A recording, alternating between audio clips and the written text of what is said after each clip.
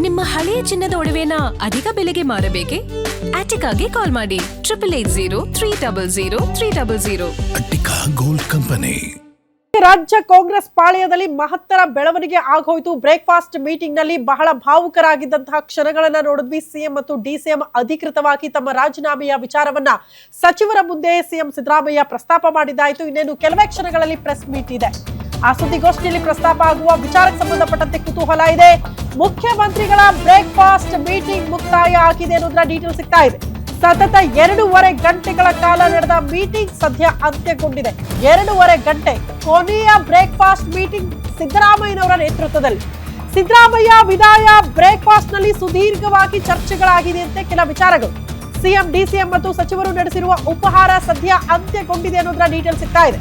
ಮುಖ್ಯಮಂತ್ರಿಗಳ breakfast meeting ಸದ್ಯ ಮುಕ್ತಾಯಗೊಂಡಿದ್ದು ಈಗ ಐ ಥಿಂಕ್ ಸುದ್ದಿಗೋಷ್ಠಿ ಪ್ರಾರಂಭ ಆಗುತ್ತೆ. ಜಂಟಿಯಾಗಿ ಇಬ್ಬರು ನಾಯಕರಿಂದ ಸತತ 2.5 ಗಂಟೆಗಳ ಕಾಲ ನಡೆದ ಮೀಟಿಂಗ್ ಅಂತ್ಯ. ಏನ್ ಹೇಳ್ತಾರೆ ಸಿದ್ದರಾಮಯ್ಯನವರು ಅಂತ ಅಂದ್ರೆ, ಇಷ್ಟು ದಿನಗಳ ಕಾಲ ಆಡಳಿತ ನಡೆಸೋದಕ್ಕೆ ಸಹಕಾರ ಕೊಟ್ಟವರಿಗೆ ಧನ್ಯವಾದ.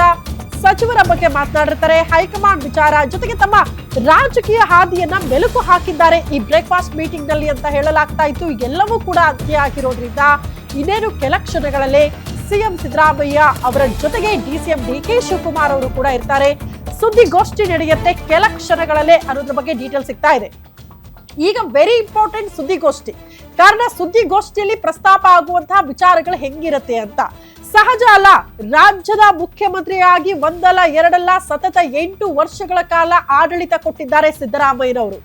ಅನೇಕ ದಾಖಲೆಗಳಿದೆ ಅವರ ಹೆಸರಲ್ಲಿ. ಇತ್ತೀಚೆಗೆ ಅತಿ ಹೆಚ್ಚಿನ ಕಾಲ ಮುಖ್ಯಮಂತ್ರಿಯಾಗಿ ಮುಂದುವರೆದಂತ ದಾಖಲೆ ಇದ್ದಿದ್ದು ದೇವರಾಜು ಅರಸು ಅವರ ಹೆಸರಲ್ಲಿ. ಬಟ್ ಅದನ್ನ ಕೂಡ ಪುಡಿಗೆಟ್ಟಿದ್ದಾರೆ ಸಿಎಂ ಸಿದ್ದರಾಮಯ್ಯನವರು. ಅದಾದ ಬಳಿಕ ಅತಿ ಹೆಚ್ಚಿನ ಬಜೆಟ್ ಮಂಡನೆ ಮಾಡಿರುವಂತಹ ಸಿಎಂ ಅನ್ನುವಂತಹ ದಾಖಲೆಗೂ ಕೂಡ ಸಿದ್ದರಾಮಯ್ಯನವರು ಪಾತ್ರರಾಗಿದ್ದಾರೆ.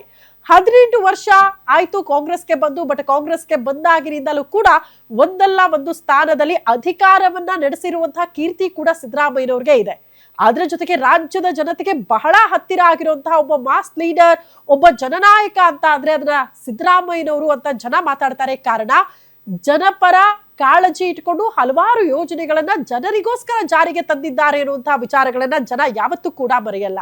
ಹಾಗಾಗಿ ಬಡವರ ಬಂಧು, ಮಧ್ಯಮ ವರ್ಗದವರಿಗೆ ಎಲ್ಲಾ ವಿಚಾರಗಳನ್ನ ಗಮನದಲ್ಲಿಟ್ಟುಕೊಂಡು ಅವ್ರು ತಂದಿರುವಂತಹ ಯೋಜನೆಗಳು ಅಷ್ಟರ ಮಟ್ಟಿಗೆ ಜನಪರವಾಗಿತ್ತು ಅಂತ. ಹಾಗಾಗಿ ಈಗ ನಡೆಯುವಂತಹ ಸುದ್ದಿಗೋಷ್ಠಿ ಅಂತ ಚಿತ್ತ. ಯಾಕಂದ್ರೆ ಅವರು ಪ್ರಸ್ತಾಪ ಮಾಡುವಂತಹ ವಿಚಾರಗಳು ಹೆಂಗಿರುತ್ತೆ ಅಂತ.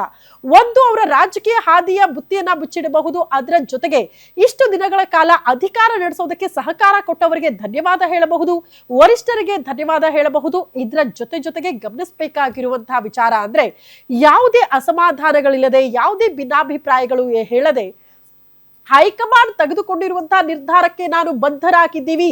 ಇಷ್ಟು ದಿನ ನನಗೆ ಸಹಕಾರ ಕೊಟ್ಟಂಗೆ ಇನ್ನು ಮುಂದೆ ರಾಜ್ಯಕ್ಕೆ ಒಬ್ಬ ನೂತನ ನಾಯಕನನ್ನ ಪರಿಚಯ ಮಾಡ್ತಾ ಇದೆ ಪಕ್ಷ, ಅದು ಡಿಕೆ ಶಿವಕುಮಾರ್. ಹಂಗಾಗಿ ಬಹಳ ಸಹಮತದಿಂದ ಅಧಿಕಾರವನ್ನ ಅವರಿಗೆ ಹಸ್ತಾಂತರ ಮಾಡ್ತಾ ಇದ್ದೀನಿ. ಇನ್ನು ಮುಂದೆ ನಿಮ್ಮ ಸಪೋರ್ಟ್ ಡಿಕೆ ಶಿವಕುಮಾರ್ ಅವ್ರಿಗೂ ಕೂಡ ಇದೇ ರೀತಿ ಇರಬೇಕು